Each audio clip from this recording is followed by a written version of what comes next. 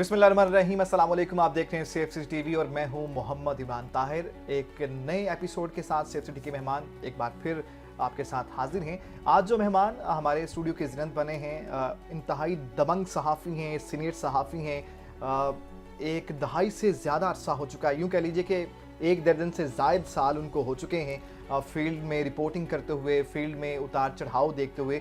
आज हमारे मेहमान बने हैं, उनसे गपशप करेंगे, चिट चैट करेंगे, उन जानने की कोशिश करेंगे कि क्राइम रिपोर्टिंग करना कितना मुश्किल है, कि ख़बर निकालना और फिर ख़बर को चलवा देना ये बहुत अहम बड़ा काम होता है। बहुत सारी ख़बरें ऐसी होती हैं, वो पॉकेट में होती हैं, वो ख़बरें फ़ाइल भी की जाती हैं, लेकिन वो गेट कीपिंग के सबब जो है वो आवाम तक नहीं पहुंच पाती और दूर कहीं म्यूज़ियम में रह जाती हैं, कहीं रनडाउन में रह जाती हैं। तो आज हमारे मेहमान हैं मोहम्मद मुदस्सर हुसैन ततला साहब, हमारे साथ स्टूडियो में मौजूद हैं। Sir, welcome to the show. कैसे हैं आप? अल्लाह का शुक्र, आप सुनाइए कैसे हैं? से ठीक है, परफेक्टली फाइन। बहुत शुक्रिया आपने यहाँ पर आने का मौका दिया, बहुत शुक्रिया आपका, thank you so much. Sir, you are most welcome.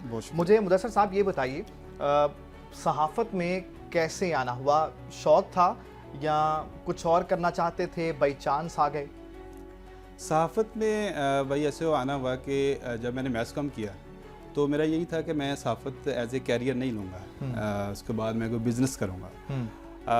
जब मैंने फिर 2010 में जंग में इंटर्नशिप की, न्यूज़ रूम में पहले मैंने इंटर्नशिप की और उसके बाद न्यूज़ रूम तक मेरा यही था कि मैं सहाफ़त एज ए कैरियर नहीं लूँगा। उसके बाद फिर अच्छा, इसको मैं सॉरी इंटरप्ट करता हूँ मुदस्सर यहाँ पे आपको, आपने इसको एज ए करियर नहीं लेना था तो फिर why you join mess communication? आपने कॉमर्स क्यों नहीं पढ़ा? आप कॉमर्स ज्वाइन करते तो ज़्यादा सूटेबल नहीं था? मैं असल में मास्टर डिग्री लेना चाह रहा था। अच्छा, और उसके बाद बिज़नेस का मेरा आइडिया था कि मैं बिज़नेस करूँगा, बिज़नेस का ही माइंड था मेरा शुरू से। तो बेसिकली क्योंकि ज़िम्मेदार से बिलोंग करते हैं, हम ज़िम्मेदार हैं। ठीक है। वालिद साहब मेरे टीचर हैं, लेकिन ज़िम्मेदार से काफ़ी इंटरेस्ट है अभी भी।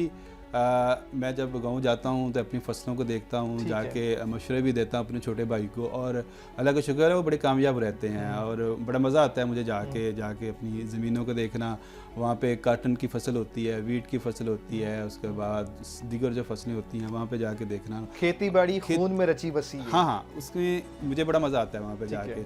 और जब मैं यहाँ से छुट्टियाँ लेके जाता हूँ दफ्तर से तो बड़ा जाके छुट्टी मिल जाती? छुट्टी बस यही होती है 2-3 दिन, ज़्यादा नहीं। सहाफ़त में जब आया हूँ, जब से इतना बिजी हो गया हूँ कि छुट्टी का वो इतना नहीं है। सेकंड ये है कि जब मैंने जंग की न्यूज़ रूम से निकल के मैं जब रिपोर्टिंग में आया ना, तब मैंने कहा यार ये अच्छी जॉब है, रिपोर्टिंग का अपना मज़ा है। ठीक है। रिपोर्टिंग में आप अफसर होते हैं, आप फील्ड में जाते हैं ना, आप अफसर होते हैं, आपके हाथ में होता है कि आपने किसके हाथ में खबर लगानी है, किसको रोकना है। ठीक है। उसके बाद मेरा आइडिया बना कि मैंने रिपोर्टिंग करनी है, और क्राइम रिपोर्टिंग का मुझे नहीं था कि मैं क्राइम रिपोर्टर बनूंगा। मैंने फिर इंसाफ से क्राइम रिपोर्टिंग नहीं, वहाँ पे मैं लस्को की बीट करता था।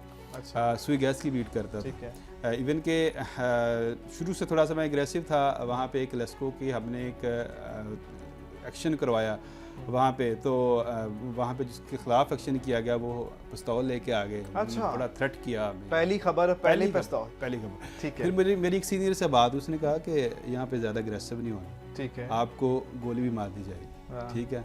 फिर यही होगा कि एक नौजवान साफ़ी शहीद हो गया। थोड़ा सा फिर मैं उसकी बात से चौंका। मैंने कहा वाकई उसने बड़ी अच्छी बात की है, लेकिन वहाँ पे भी सुलह होगी, लेकिन खबर हमने, उसका मकसद था कि खबर हम ना लगाएं, खबर रोकी जाए, खबर जो रोकी होता है जाए। अल्टीमेटली। उसने सहाफ़ी भी डाले, छोटे अखबारों के सहाफ़ी भी डाले, लेकिन हमने उनकी बात से जो है वो डरे नहीं, खबर हमने लगाई। अच्छा, वो मुदस्सर हुसैन डटे रहे, हुसैन के इनकार की। हाँ, बिल्कुल डटा रहा, और मैं बिल्कुल भी ज़रा भी जो है वो नहीं डरा, ना मेरा दारा वहाँ पे डरा। जनेर सलीम थे, इंसाफ को करते हैं ऐसे ही। हाँ, उन्होंने भी हौसला अफजाई की। उसके बाद फिर जब दुनिया अखबार आया तो दुनिया अखबार में मैं आ गया। अच्छा, और वहाँ पे आके फिर मैंने अपनी सहाफ़त क्राइम कैरियर का आगाज़ किया। वहाँ क्राइम करियर का आगाज़ दुनिया से किया। ठीक है। स्टार्ट में जो है वो थोड़ी सी मुश्किल थी बीट क्राइम की। उसके बाद फिर मैंने शुरू में, मुझे दोस्तों ने भी कहा कि यार ना तुम्हारी बॉडी लैंग्वेज क्राइम रिपोर्टर वाली है, तुम सॉफ्ट से हो, ना तुम इस तरह बोलते हो, ना तुम सिगरेट पीते हो, ना तुम शराब पीते हो, तुम ना आपने मूछें रखी हुई, ना आपने मूछें। सही बात है। ना आपने मूछें रखी है, ना आपका हेयर स्टाइल क्राइम जैसा है, ना आपने वो दाढ़ी रखी हुई है इस तरह की वो दैश वाली कि पता लगे। मैं ये कहने लगा था, आप तो बड़े सॉफ्ट स्पोकन भी हैं, खुश शक्ल भी हैं, खुश लिबास भी हैं। जी जी बिल्कुल। तो सहाफत में जितने भी लोग आते हैं, नौजवान जो आते हैं, उन्हें एक ही पर्पस होता है, भाई क्यों ज्वाइन किया मैस कम्युनिकेशन, मैं एंकर बनना चाहता हूँ। उन्हें एंकर का ही पता होता है, रिपोर्टर का तो उन्हें पता ही नहीं होता। तो आप ये सारे फीचर्स होने के बावजूद भी आपने क्राइम ज्वाइन कर लिया। बिल्कुल, असल में मैं जब जंग से स्टार्ट किया ना, मैंने कहा कि रिपोर्टिंग अगर आप सहाफत में जॉब करनी है तो बेहतरीन रिपोर्टिंग ही है। ये एंकरिंग तो ज़ाहिर है फिर अच्छी, ये भी अच्छी जॉब है, हर बंदे का अपना अपना एक इंटरेस्ट होता है। मेरा फिर रिपोर्टिंग में इंटरेस्ट पैदा हो गया, तो मैंने कहा कि ज़ाहिर है क्राइम रिपोर्टिंग में मेरा चॉइस नहीं आया, मुझे दी गई। फिर मैंने इसको लिया। शुरू में मैंने छोड़ने की भी कोशिश की कि मैं नहीं करता, तो लेकिन मुझे और बीट नहीं दी गई। फिर मैंने इसमें स्ट्रगल किया, इसमें मेहनत की, बहुत सारी स्टोरीज अच्छी लगी, ऐसी की मैंने जहाँ पे जो है ना वो मेरा नाम भी बना और बड़ी पहचान भी बनी। लेकिन हमेशा मैंने कोशिश की कि बिटवन यानी कि अच्छे तल्लुकात में रहते हुए मैं स्टोरियाँ दूँ, यानी कि आप किसी को इतना पर्सनल ना हो जाए कि कोई बंदा आपके ख़िलाफ़ हो जाए, ठीक है, और किसी के इतने भी हक में ना हो जाए कि आपको पीआरओ समझने लगे। स्टोरी से इंसाफ किया आपने? हाँ, स्टोरी से मैंने इंसाफ किया, कोशिश किया, और दुनिया में रहते हुए आपने इंसाफ किया, कोशिश की है। हाँ, कोशिश बंदा कर सकता है, इंसान कोशिश ही कर सकता है इंसान। तो वो मैंने फिर कोशिश की। अच्छा रहा मेरा वो दुनिया अखबार में रिपोर्टिंग का। फिर मैं वहाँ पे क्राइम डायरी लिखता रहा, वो भी अच्छा रहा, और ज़बरदस्त क्राइम डायरी से मुझे अच्छा एक नाम मिला। उसके बाद दुनिया लाहौर न्यूज़ आया 2017 में, वहाँ पे मैंने फिर रिपोर्टिंग शुरू कर दी। साथ दुनिया टीवी में भी रिपोर्टिंग शुरू कर दी। अब मैं वहाँ पे क्राइम हेड हूँ दुनिया टीवी में ओवरऑल। तो बड़ा अच्छा एक्सपीरियंस जा रहा है। इस हवाले से बड़े तौर चढ़ाव भी आते रहे, जो है वो दीगर अदारों से ऑफ़र भी होती रही, लेकिन फिर क्योंकि एक अदारे में जहाँ बंदा सेट हो जाता है, यहाँ पे सारे दोस्त यार बन जाते हैं, ऊपर बॉसेस से भी अच्छे रिलेशन हो जाते हैं, तो फिर आपका दिल नहीं करता कि आप थोड़े से पैसों के लिए किसी और चैनल में जाएँ, क्योंकि बंदा जब स्विच करता है तो ज़ाहिर आप भी साफ़ी हैं, आप भी रहे हैं, अभी भी आप साफ़े से ही वाबस्ता हैं, तो बंदे का दिल नहीं करता फिर छोड़ने को, ठीक है। और फिर हम अभी तक वहीं हैं और अच्छा जा रहा है, अच्छा रिलेशन है। इसमें हमने देखे कि अपने ही इन 12 साल दौर में मैंने प्रिंट मीडिया का डाउनफॉल देखा, फिर इलेक्ट्रॉनिक मीडिया का देखा। आजकल आपको पता है यूट्यूब का दौर आ गया, ऐसी सारी चल रही, लेकिन इलेक्ट्रॉनिक मीडिया की अभी भी वर्थ है। तो इस तरह ये चीज़ें चल रही हैं और मज़ीद भी चलती रहेंगी। और कोशिश होती हमेशा यही रही कि अच्छी सहाफ़त करें, बेहतरीन सहाफ़त करें, दोस्तों को भी खुश रखें और अपना काम भी जो है वो जारी रखें। बाद में दोस्त नाराज़ भी हुए स्टोरीज़ लगाने पे कि आपने ये स्टोरीज़ क्यों लगाई। और मेरे बहुत से दोस्त हैं, मुंज़र मेहदी साहब, मैंने एक सीटीओ मुंतज़िर मेहदी जो रहे हैं, सीटीओ मुंज़र मेहदी साहब, मैंने एक स्टोरी लगा दी कि मुझे अभी भी याद है कि नाकिस सिक्योरिटी करबान लाइन की इसी जगह में बैठे हुए। अच्छा, करबान लाइन और पुलिस लाइन की नाकिस सिक्योरिटी अफसरान जो हैं वो ख्वाब खरगोश के मज़े ले रहे हैं, चेकिंग नहीं कर रहे, और उस टाइम बड़े थ्रेट थे, ठीक है, दहशतगर्दी के बड़े थ्रेट थे। तो उस पर मैंने स्टोरी लगाई, तो वो मैं फिर मुंज़र मेहदी से मिला, उन्होंने काफ़ी मुझे नाराज़गी का भी इज़हार किया, लेकिन वो जो माई बेस्ट फ्रेंड, अच्छे दोस्तों में से हैं, हमेशा वो अच्छा रिलेशन रहा है, जहाँ भी गए हैं, जहाँ DPO गए हैं उनसे अच्छा रिलेशन रहा है, लेकिन इट्स पार्ट ऑफ टाइम, ठीक है। और ऐसा भी होता है कि सम टाइम को दोस्त रिक्वेस्ट कर देते हैं कि ये स्टोरी नहीं लगानी, प्लीज़ अफसर, नहीं लगाते।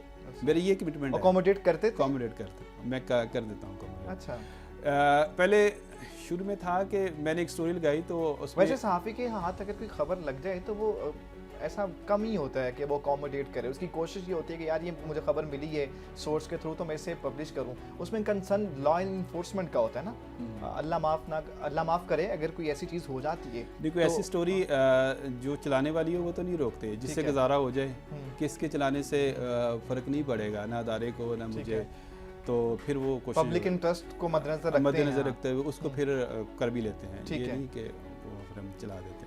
तो उसके लिए फिर कंप्रोमाइज़ मैंने ये सीखा उससे।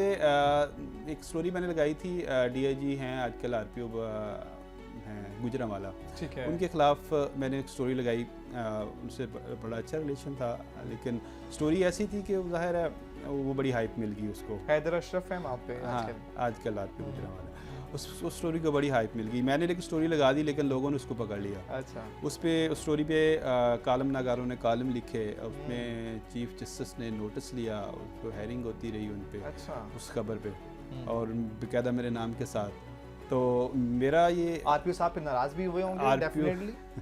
RPO साहब अभी तक मुझसे नाराज़। तब मामला ठीक है उनके साथ? नहीं, अभी नहीं ठीक। अच्छा। अभी तक वो मुझसे अभी नाराज- माफी तलाफी नहीं हुई? नहीं, उनके साथ कुछ दोस्तों ने सेल्स करा है, उन्होंने सुलह करवाने की कोशिश की है, लेकिन हमारी सिटिंग नहीं होगी। अच्छा। और अभी तक वो ज़ाहिर है वो इतनी बड़ी स्टोरी सी, उन्होंने उसको डैमेज भी किया।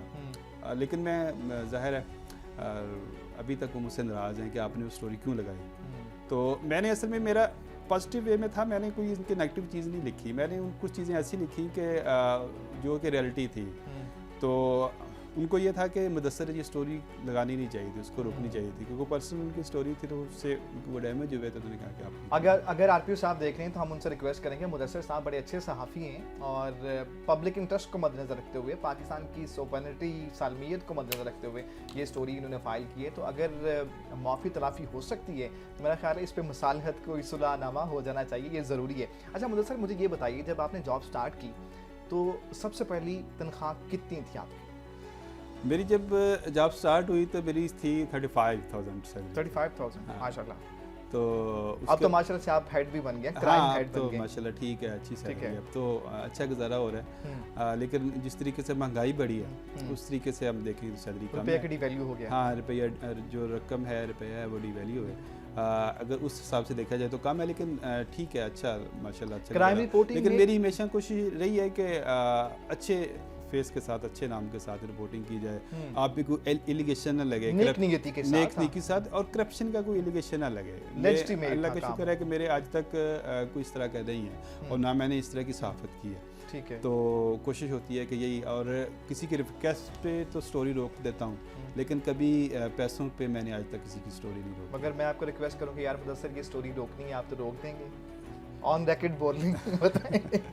देखें, अगर स्टोरी रोकने वाली हुई तो रोक देंगे। किस तरह से करेंगे? हाँ, फिर डेफिनेटली अगर वो स्टोरी रोकने वाली होगी तो फिर मैं रिक्वेस्ट करूँ मैंने डॉक्टर मुदस्सर साहब इसको डॉक्टर हैदर अशरफ की स्टोरी के बाद मैंने ये सीखा कि अगर आप दोस्त को रिक्वेस्ट करें तो उसकी बात मान लेनी चाहिए। ठीक है, आप नाराज़गी नहीं मोलनी चाहिए। हाँ, नाराज़गी नहीं मोल लेनी चाहिए, रोक लेनी चाहिए। किसी अगर पर्सनल स्टोरी है, उसमें अगर पब्लिक इंटरेस्ट नहीं है, तो अगर यहाँ पे अगर आवाम का नुकसान नहीं हो रहा तो वो आपको रोक लेनी चाहिए। अगर पब्लिक इंटरेस्ट है, मुल्क का नुकसान हो रहा है, आपकी स्टोरी से मुल्क को फ़ायदा होगा, आवाम को फ़ायदा होगा, तो वो आपको नहीं रोकनी चाहिए। वो मैं रोकता भी नहीं हूँ, और वो मुझे कह भी दे तो मैं नहीं रोकता, उसमें कोई ऐसी बात नहीं। मैंने ऐसी बहुत सारी स्टोरियाँ की हैं जेल में भी, कि ऐसे बहुत सारे कैदी बैठे हुए थे जेल में, जो कि जुर्माने और दियत की वजह से बैठे हुए थे, और उनके पास पैसे नहीं थे रकम जो है वो देने के लिए, दिए देने के लिए और जुर्माने की रकम देने के लिए। मैंने वो स्टोरियाँ की, उसमें मुखय्यर हजरात ने अपना हिस्सा डाला, उनकी रिहाई हुई। उससे मुझे बड़ी खुशी हुई कि मेरे एक अच्छे काम की वजह से, एक अच्छी स्टोरी की वजह से, हाँ उसके। और इसके अलावा बहुत सारी ऐसी स्टोरियाँ मैंने की। बहुत सारे आजी ऑफिस के मुलाजिम थे, कॉन्ट्रैक्ट पे थे, पुलिस में कॉन्ट्रैक्ट के मुलाजिम थे, उनकी तनख्वाहें नहीं मिल रही थी, उनके हक में मैंने स्टोरी की, उनकी तनख्वाहें बहाल होगी। इस तरह का मुझे करके सहाफ़ी अपने हक में, जो सहाफ़ियों की तनख्वाहें लेट हो जाती हैं, 2-2 3-3 माह सैलरीज नहीं आती, तो सहाफ़ियों ने कभी अपने हक में आवाज़ उस तरह से नहीं उठाई। इस पर भी आपसे आपका कमेंट लेंगे, मगर एक ब्रेक के बाद। मुदस्सर हुसैन क्राइम रिपोर्टर हमारे साथ मौजूद हैं, आप हमारे साथ रहिए।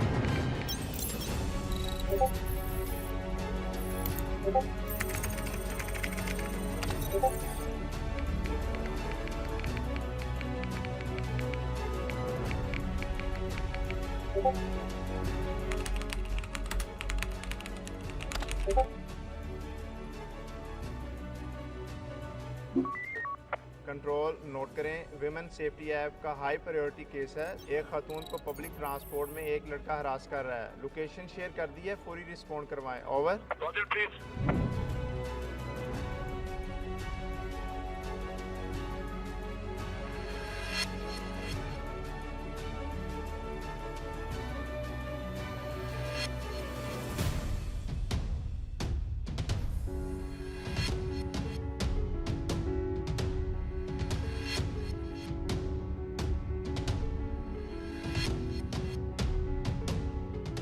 ख़वातीन किसी भी खतरे या परेशानी में वुमेन सेफ्टी ऐप के जरिए मदद तलब कर सकती हैं। Punjab police women safety app download करें और अपना तहफ़्फ़ुज़ यकीनी बनाएं।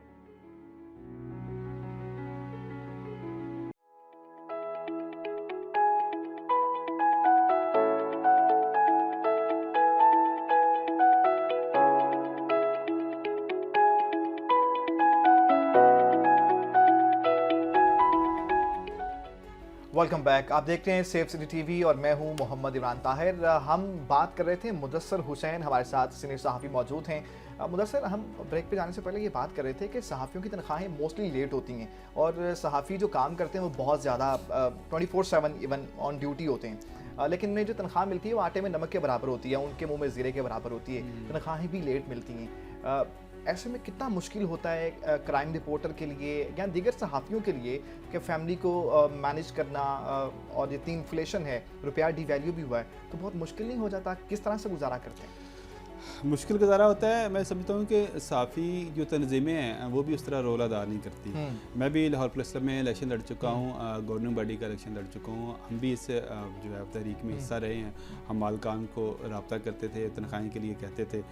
सबसे अहम बात यह है कि जो छोटे अदारे हैं, बड़े इदारों के अलावा छोटे इदारों में जो है वो तनख्वाहें एक तो लेट होती हैं, एक बहुत कम है। उसके लिए जो है वो साफ़ी को बड़ी मुश्किलात का सामना करना पड़ता है। ये हमारी एक जो साफ़ी थी सदफ, वो आपको पता है चैनल 5 की थी, उसके लिए बड़ी मुश्किलात थी। बेचारी बड़ी मेहनती रिपोर्टर थी, बड़ी हार्ड वर्कर थी। हमने हमेशा उसको पैदल देखा रिपोर्टिंग करते हुए। तो मुझे तो जब मिलती थी, मैं तो उसने हमारे साथ इलेक्शन भी लड़ा, तो बड़ी स्ट्रगलिंग खतून थी, बहुत मेहनत करती थी। तो इस तरह छोटे जो अदारे हैं वो उसमें ख़वातीन भी स्ट्रगल करती हैं, जो जर्नलिस्ट हैं, जो मेल हैं, वो भी स्ट्रगल करते हैं। तो मैं समझता हूँ कि वहाँ पे उनके लिए बड़े प्रॉब्लम्स हैं पेश। आई थिंक जो स्ट्रगल प्लस सफ़र करते हैं और उनकी फैमिली सफ़र करती है। और अल्लाह का शुक्र है कि मुझे तो इस तरह का नहीं करना पड़ा फेस कोई भी, लेकिन यह है कि छोटे इदारों को जब देखते हैं तो बड़ा उसका दुख हम महसूस करते हैं। और जब प्रेस क्लब में उनसे मुलाकात होती है, फिर भी हमारी कोशिश होती है कि उनके मालकान से बात की जाए और बेहतर किया जाए। तो वो सिस्टम नहीं बन सका कि किसी सहाफ़ी की जो है वो गवर्नमेंट की तरफ से भी कोई ऐसा सिस्टम नहीं बन सका, और सहाफ़ी तंजीमें भी ऐसा कोई जो है वो सिस्टम नहीं बना सकी कि उनकी जो तनख्वाह है वो कम से कम उजरत इतनी होनी चाहिए और लेट भी ना हो। ठीक है, ये सिस्टम अभी ना कोई सहाफ़ी तंजीमें बना सकी हैं, ना मालकान की तरफ से, ना गवर्नमेंट की तरफ से ये ऐसा कोई सिस्टम बना सकी हैं। बल्कि गवर्नमेंट की तरफ से आप देखें जाए तो गवर्नमेंट की तरफ से जो इश्तिहार आते हैं वो भी बिल्कुल बहुत कम है। ऐसे ही जिसकी वजह से जो चैनल्स हैं, बड़े बड़े चैनल्स हैं, उनको भी मुश्किलात का सामना करना पड़ रहा है और अखबारात के इश्तिहार बहुत कम है। तो ये चीज़ें जो है ना, वो आजकल सहाफ़त पाकिस्तान में बड़ा मुश्किल काम हुआ है, इतना ईजी नहीं है। और सेकंड, इस तरह की सूरत हाल है, इलेक्शन होते हैं नहीं होते, वो भी सबके सामने है। अभी तक देखें 1 महीना इलेक्शन में रह गया, ये पहली दफ़ा ऐसा हुआ है। अब मैं आपको बताऊँ कि चैनल सेनेट में करारदाद भी मंजूर हो गई, सेनेट में करारदाद भी मंजूर हो गई। मैं सबसे अहम बात आपको बताने लगा हूँ कि हमारे चैनल समेत बाकी चैनल्स में इलेक्शन सेल बन जाते थे। ठीक है, वहाँ पे लड़कों को भर्ती कर लिया जाता था इलेक्शन सेल के लिए, आपको भी पता है। लेकिन अब ये सूरत हाल है कि चैनल्स को पता ही नहीं है कि इलेक्शन होने हैं या नहीं होने। सेल ही नहीं बने अभी तक, सेल ही नहीं बने अभी। कुछ चैनल्स ने बनाए हैं, कुछ बना रहे हैं, कुछ देख रहे हैं कि हमें ये इजाफी बर्डन्स ना देना पड़े, क्योंकि जब इलेक्शन आता है तो फिर इश्तिहारात आते हैं। अभी तक को वो इश्तिहारात वाला सिलसिला शुरू नहीं हुआ, क्योंकि कैंडिडेट को पता ही नहीं है कि उन्होंने इलेक्शन होना है कि नहीं। अगर कैंडिडेट को कंफर्म होगा तो फिर ही इलेक्शन का माहौल चलेगा। जब सेकंड ज़ाहिर हमारा पुलिसिंग पे है, तो पुलिसिंग पे मैं बात करना चाहूँगा। लाहौर में सबसे अहम जो रोल होता है ना पुलिसिंग में, वो डीएजी ऑपरेशन का होता है जी। डीएजी ऑपरेशन लाहौर को लीड करता है अपनी टीम के साथ। ऐसे ही। लेकिन इसमें मैं मेरे टर्नओवर में जो सबसे बेहतरीन टर्नओवर जिसको मैं कहता हूँ वो था एहसन यूनुस का। वो बहुत शार्ट टर्नओवर था जी। तकरीबन को 1.25 महीने को 2 महीने का टर्नओवर था, मुझे एग्जैक्ट याद नहीं, लेकिन इतना की टर्नओवर था। लेकिन उनके दौर में जो लोगों को इंसाफ मिला मसलन ये एहसन यूनुस जो है ना वो 10 बजे आ जाता था, 10 बजे से पहले ही दफ्तर में होता था और खुली कचहरी बाहर लगाता था जी। वहाँ पे खड़े होकर SHOs को कॉल करता था और वहाँ पे लोगों के मसले हल होते थे। ठीक है। और मुझे पता था कि हमें जब लोग कहते थे ना कोई काम कहते थे तो हम उनको ये कहते थे कि आप खुली कचहरी में चले जाएं, आपका काम हो जाएगा। बल्कि हम एहसन यूनुस को ये भी नहीं बताते थे कि ये हमारा जानने वाला है, या वो जाते थे लोगों को काम वहाँ पे होता था, एहसन यूनुस मौके पे वहाँ पे अहकाम जारी करते थे। इनका जो तरीकाकार है ना, मैं कहता हूँ इनको फॉलो करना चाहिए। जितने भी बाद में आने वाले DIG इस लेगेसी को आगे लेके चलना चाहिए, इसको आगे लेना चाहिए, आगे लेके जाना चाहिए। अच्छी पुलिसी थी, अच्छी पुलिसिंग थी।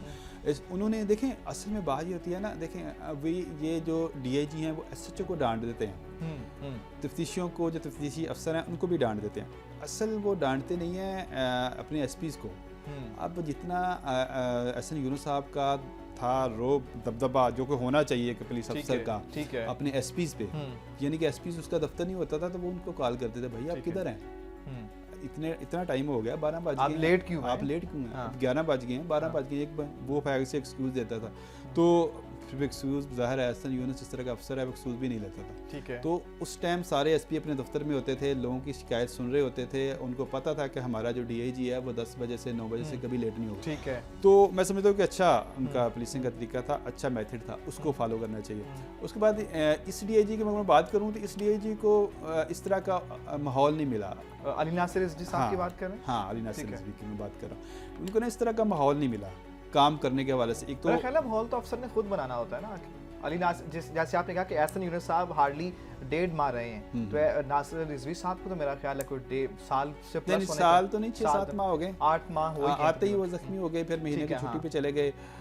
वहाँ पे इनका आँख का चेकअप अभी भी चल रहा है। लास्ट टाइम शादी में मुलाकात हुई तो उनकी आँख का भी ट्रीटमेंट चल रहा है वहाँ पे। मेरे ख्याल में अब वो बाहर जाएंगे वहाँ पे इलाज करने। वो पाकिस्तानी, आपको पता है किस तरह की फैसिलिटीज़ हैं यहाँ पे, तो वो बाहर इलाज करवाने जाएंगे। लेकिन अफसर ये भी अच्छे हैं, नो डाउट। इनके बारे में यह है कि सोशल मीडिया पे बहुत प्रोमिनेंट है। हाँ, प्रोमिनेंट है। इनके बारे में यह है कि ये सोते नहीं है, ये इनकी नींद सिर्फ 3-4 घंटे की है, तो वो दफ्तर में बैठ के या पीछे कर लेते हैं। और बाकी इनके बाद है कि CCP लाहौर ने कहा कि यार आप 12 बजे के बाद मीटिंग नहीं करेंगे, क्योंकि ये रात 3 बजे 4 बजे जब ये आए तो 3-4 बजे मीटिंग कर लेते थे। ठीक है। तो फिर CCP लाहौर ने इनको मना किया कि यार ये आप 3-4 बजे अगर आप SHO को जगाएंगे तो वो किस टाइम थाने आएंगे, उसने अदालतों में भी जाना होता है, 100 मसले मसाइल होते हैं। तो उसके बाद फिर मना की, फिर उन्होंने 12 बजे के बाद मीटिंग नहीं की।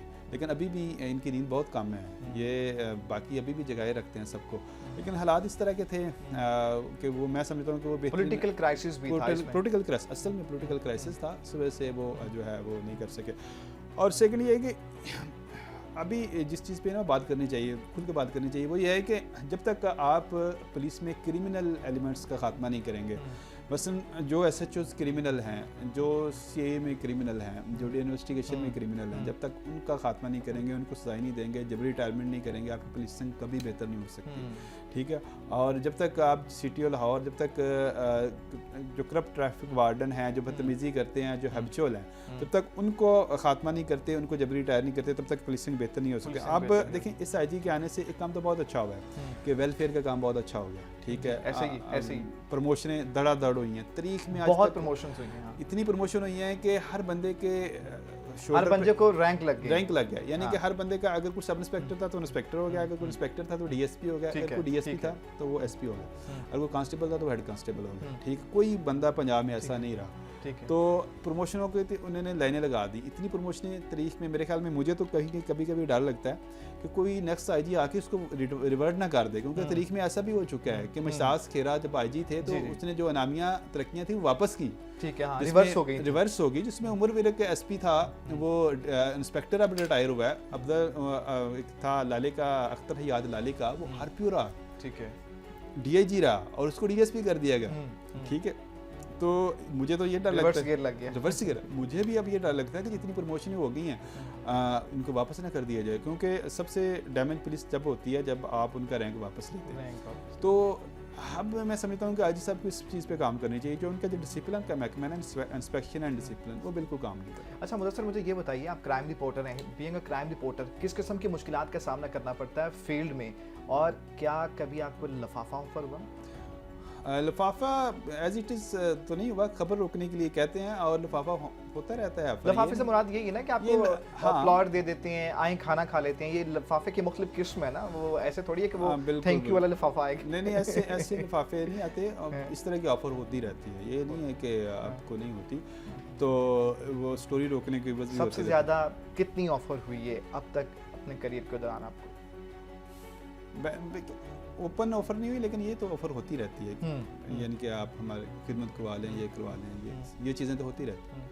ठीक है, वो तो आप पे डिपेंड करता है कि आपने स्टोरी की वजह से इसको बेचना है या नहीं बेचना। ठीक है। और मैंने आपको पहले बताया कि अल्लाह का शुक्र है, मैंने ऐसा कभी नहीं किया। ऐसा कभी भी नहीं किया। मुझे ये बताइए कि क्राइम रिपोर्टर बनने के लिए कोई ख़ास ट्रेनिंग दरकार होती है, या दिल गुर्दे का काम है, या माइक पकड़ा? आजकल ये भी बहुत रुझान है ना, नए नए बच्चे आ रहे हैं, माइक पकड़ते हैं, आपको मालूम ही नहीं होता कि यार ये कौन सा इदारा है, किस इदारे से ये ताल्लुक है, और फौरी आपके मुंह पे माइक करते हैं, हाँ जी क्या कहेंगे आप? तो इस किस्म की भी बहुत चीज़ें हो रही हैं, सहाफ़त के नाम पे हो रही हैं। इसको आप किस तरह से देखते हैं? ये मैं कहता हूँ कि ये गलत है। ठीक है, ये इस तरह किसी के मुंह के ऊपर माइक देना, फिर आप शायद जट ने जिस तरह फिर गालियाँ दी हैं, फिर इस तरह ही होगा। आप उस रिपोर्टर को जानते हैं, वो कौन है? मैं तो नहीं जानता उसको ना, उसने आते ही जो है ना वो माइक मुंह पे दे दिया। कोई बंदा रेडी होता है कि नहीं होता?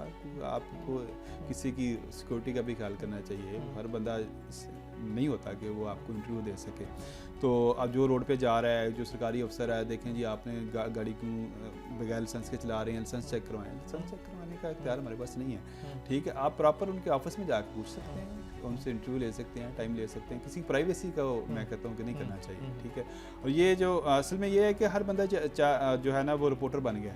वो जब से ये यूट्यूब आया है ना, यूट्यूब और मोबाइल के आने की वजह से, मोबाइल की वजह से हर बंदा रिपोर्टर बन गया, और उसको एथिक्स का पता नहीं, किसी यूनिवर्सिटी में पढ़े नहीं है। जो पैमला का जो एथिक्स था 2007 वाला, पहले 2002 फिर अमेंडमेंट वाला, हमें तो वो ज़बानी याद है, हमें पढ़ाया जाता है, सारी चीज़ें हमने पढ़ी हैं कि हमने कैसे इसको करना है। वो उनको पढ़ाया नहीं जाता। उनको ये है कि आपने किसी को इंटरव्यू करना है, कौन सा सवाल पूछना है, कौन सा नहीं पूछना, उनको को पता नहीं। उन्होंने जाके उल्टा पुल्टा सवाल कर देना। आगे बंदे फिर ज़ाहिर इसी वजह से ये लड़ाइयाँ भी होती हैं, उनको थप्पड़ भी पड़ती हैं, फिर वो हमें कहते हैं कि जी हमें थप्पड़ पड़े। तो इसमें जो है ना वो ज़ाहिर है उनकी ट्रेनिंग की ज़रूरत है, और कम से कम जो है ना देखें हर चीज़ में म्यार होता है, सहाफ़त में कोई म्यार नहीं है। अब छोटे छोटे चैनल देख लें, जो रेडी वाला है उसने भी कार्ड लिया हुआ है, ऐसा ही। ठीक है, जो दूध वाला है उसने भी पीछे प्रेस लिखवाया होता है। ठीक है, इवन के गधा गाड़ियों पे भी पीछे आपको मिलता है प्रेस लिखा होता है। तो उसमें जो है ना वो हमें बड़ी, जब देखते हैं तो हमें बड़ी शर्मिंदगी होती है। और लोग पता है क्या करते हैं, जो हमारे यार दोस्त होते हैं वो तस्वीर लेते हैं, हमें व्हाट्सअप करते हैं, कहते देखें ये आप भी साफी हैं, ये भी साफी हैं। मैंने खुद एक बार ऐसा हुआ कि एक गवाला दूध लेके जा रहा था, उसके पास मोटरसाइकिल था, गवाले का मोटरसाइकिल आपको मालूम है कैसे होता है, और उसने पीछे दूध जो है लोड किया हुआ था और पीछे प्रेस लिखा हुआ था, और आई वाज वेरी शॉक कि यार ये एक तरफ हम लोग हैं, एक तरफ गवाला साहब। मैं इन लोगों को देख के मेरा दिल करता है कि मैं साफत छोड़ दूं। सही बात सर, ऐसे ही अगर मैं डिसार्ट हुआ हूँ तो इस वजह से हुआ हूँ। मैं बाकी साफ़ी मुश्किलात से इतना डिसार्ट नहीं होता। मैं कहता हूँ यार अगर ये साफ़ी है तो फिर हमें कहाँ जाना चाहिए।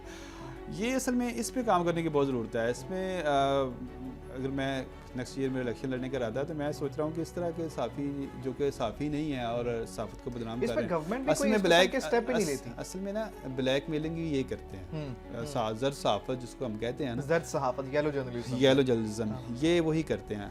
हमारे नाम कहीं हम पे खड़े हो जाएं, हमारे साथ वो तस्वीरें खींच लेते हैं और दिखाते हैं, देखें ये हमारे दोस्त हैं, ये हमारे दोस्त हैं। हमें पता नहीं होता ऐसे ही कि जो है ना वो हमारा नाम बिक रहा है। तो लेकिन ये तो इस पे हमें काम करने की ज़रूरत है। और उनकी कोई सैलरी नहीं होती, किसी इदारे से नहीं होते, बस उन्होंने कार्ड बनाए होते हैं, वो कमा के देते हैं, बल्कि इदारे को। हाँ, कमा के देते हैं। आप चले एनुअली फी पे करते हैं ना, बिल्कुल ऐसे ही करते हैं, बिल्कुल ऐसे ही करते हैं। बल्कि सोशल मीडिया पे इनके कार्ड जिस तरह कि आप इतने पैसे दें और इतने के कार्ड ले लें। तो आजकल कुछ मैं देखता हूँ कि फेसबुक पे सहाफ़त शुरू की हुई है।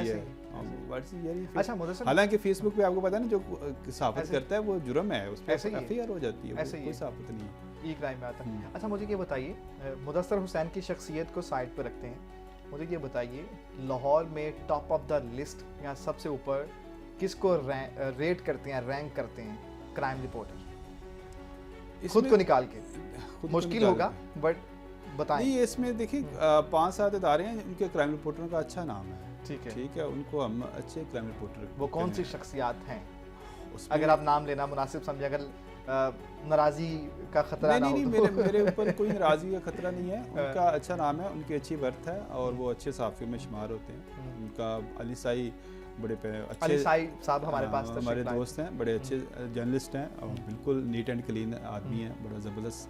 उसके अलावा अहमद फराज जियो का है, ठीक है, हाँ। मुजाहिद शेख है, लाहौर न्यूज़, लाहौर न्यूज़, वो बड़ा ठीक है। अच्छा है। इसके अलावा हम एग्जांपल लें मुशर्रफ शाह साहब, हाँ। ज़बरदस्त जर्नलिस्ट है। और इसके अलावा बाबर खां वेरी गुड, बड़ा अच्छा जो है ना वो।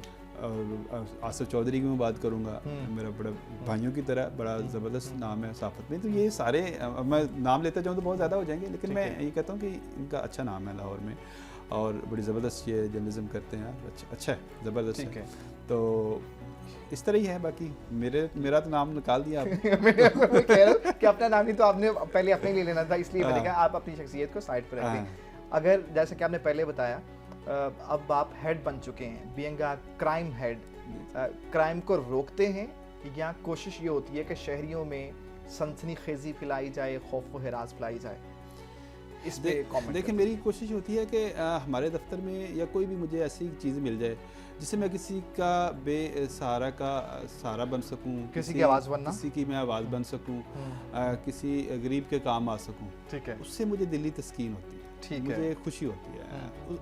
वो काम है जो है ना, वो मेंटली तौर पे मैं खुश होता हूँ उस पर। रात को जब सोता हूँ तो सोचता हूँ कि ये मैंने अच्छा काम किया, तो इससे मुझे खुशी होती है। मुझे किसी को तकलीफ़ दे के, किसी के ख़िलाफ़ स्टोरी लगा के मुझे कभी खुशी नहीं होती। मैं पॉजिटिव इंसान हूँ, मैंने कभी ये फेल नहीं किया कि मैं किसी को ऐसी स्टोरी लगाऊं कि कोई उसको तकलीफ़ हो, उसकी फैमिली को तकलीफ़ हो, फैमिली डैमेज हो। कभी मैंने ऐसी स्टोरी पे मैंने काम नहीं किया कि पर्सनल हो के किसी के जो है ना। रिसेंटली बड़ा एपिसोड हुआ मेरे साथ, तो आपको पता है कि डॉक्टर हॉस्पिटल में तशद्दुद हुआ मुझ पर। उसके बाद जो है ना वो CCP लाहौर ने सुलह करवाई, उनका भी शुक्रिया अदा करता हूँ। उन्होंने बड़ा अच्छा पॉजिटिव रोल अदा किया। उसके बाद तो मामला मेरा ख्याल सॉर्ट आउट हो गया। मलिक लक साहब बड़े अच्छे आदमी हैं, क्योंकि मेरी जब वो DPO बहावन नगर थे तो बड़ा अच्छा कोऑर्डिनेशन रहा उनके साथ। लेकिन वो सडन था, नहीं होना चाहिए था, बैड एपिसोड था, नहीं होना चाहिए था। लेकिन बाद में ज़ाहिर है सीनियर जो हैं, वो आमिर फराज हो गया, बाबर खान, ये सारे दोस्त पड़े, उन्होंने सुलह करवा दी। बड़े अच्छे तरीके से हमारी सुलह हो गई और बड़ा इज़्ज़त से CCP साहब ने हमें भी समझ आया, दूसरी पार्टी को भी समझ आया। ठीक है, असल में मैं बहुत सारे पुलिस अफसर ये समझते हैं कि जो क्राइम रिपोर्टर हैं वो एज ए पुलिस का ही हिस्सा है। ऐसे ही है, हमको इनसे अलहदा नहीं, मिल के काम कर रहे होते हैं। हमने इनके साथ बैठना होता है, इनके साथ ही हमारे चाय होती है, इनके साथ मेरा ख्याल है उतना टाइम दफ्तर में नहीं या फैमिली के साथ नहीं गुजरता जितना पुलिस स्टेशन में गुजरता है। जितना पुलिस स्टेशन की बजाय अपने इनके दफातर में गुजरता है, पुलिस अफसरों के दफातर में गुजरता है। ठीक है, मेरा इसमें SHO से बहुत कम रिलेशन है, मेरा इसमें है पुलिस अफसरान के साथ ज़्यादा, क्योंकि IG ऑफिस, CSPO और DIG ऑपरेशन, जितने भी RPOs DPOs लगे में तकरीबन सारे दोस्त हैं, सारे तकरीबन जानते हैं। तो बड़े अच्छे तरीके से, और अल्लाह का शुक्र है कि वो भी तारीफ़ ही करते हैं जब उनसे मुलाकात होती है। जब ये एपिसोड हुआ तो बहुत सारे दोस्तों की मुझे कॉल है, कहता है यार आपके साथ नहीं होना चाहिए था कि, बल्कि CSP लाहौर साहब जब मौके पे गए तो उन्होंने कहा कि आप जिस तरह के सॉफ्ट हैं, हमें अफसोस हुआ है कि आपके साथ नहीं होना चाहिए था। तो बहुत सारे दोस्तों ने कहा कि हम तो आप हमारा हिस्सा हैं, आपके साथ ये क्यों हुआ है? मैंने कहा सर सडन हो गया, अनफॉर्चुनेटली नहीं होना चाहिए। हिट ऑफ द मोमेंट, हाँ, हिट ऑफ द मोमेंट, क्योंकि हम भी एक्सपेक्ट नहीं कर रहे थे वहाँ पे जो हुआ, तो वहाँ पे मलिक लक साहब भी रोकते रहे, लेकिन अनफॉर्चुनेटली ये चीज़ें हो गई। खैर, बड़े बड़े शहरों में इस नोट के साथ के बड़े बड़े शहरों में छोटी छोटी बातें हो जाती हैं। नाज़रीन, ये थे मुदस्सिर हुसैन ततला साहब हमारे साथ मौजूद थे, सीनियर सहाफ़ी। आपने उनकी गुफ्तगू सुनी, उनकी बातें सुनी, होप सो आपको पसंद आए होंगे, अच्छे लगे होंगे। किसी नेक्स्ट एपिसोड में अच्छे मेहमान के साथ, किसी मज़ीद बड़ी शख्सियत के साथ दोबारा हाजिर होंगे। तब तक अपना ख्याल रखिए। पाकिस्तान जिंदाबाद।